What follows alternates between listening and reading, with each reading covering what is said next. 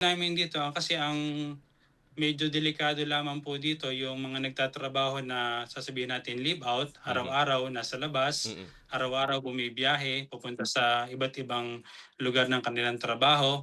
Yung iba naman po na caregiver is naka-stay sa amo. At kapagka may dumarating pong mga missiles, bago po dumating yun ay nakaka-receive kami ng notification Oho. mga 10 minutes before na dumating ang missile. Tapos nun ay magsa-siren. Doon sa oras po na yon na notification ay makakapaghanda na kami, makakahanap na kami ng lugar na mapapagpuntahan yung tinatawag namin mga bomb shelter. Yun.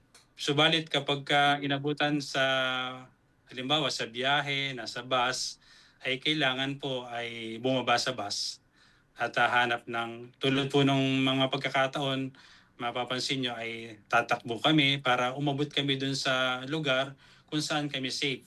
Mm. Kasi pagka po na nag-siren ay 1 minute po or 1.5 minutes, dapat nandun ka na sa loob ng bomb shelter. Mm. Kung hindi ay maaaring makita mo yung mga missile sa taas, marinig mo yung mga malalakas na pagsabog, o may pagkakataon pa baka mabagsakan ka ng mga debris na na-intercept sa taas, Mm.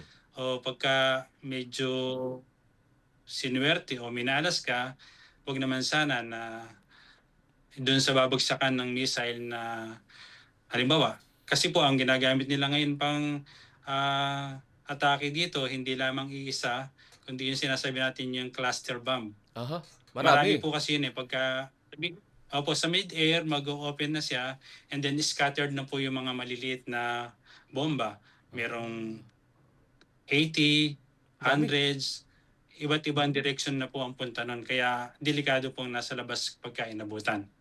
Kaya ang protocol po dito ay sinusunod namin pagka nag-siren na, nag-notification na, ay kailangan nandun na kami sa safe na lugar po para hindi kami mapahamak. Manatiling nakatutok sa Abante. Sundan kami sa aming mga social media accounts at huwag kalimutang mag-subscribe sa aming YouTube channel DWAR Abante Radio para sa mga eksklusibong balita.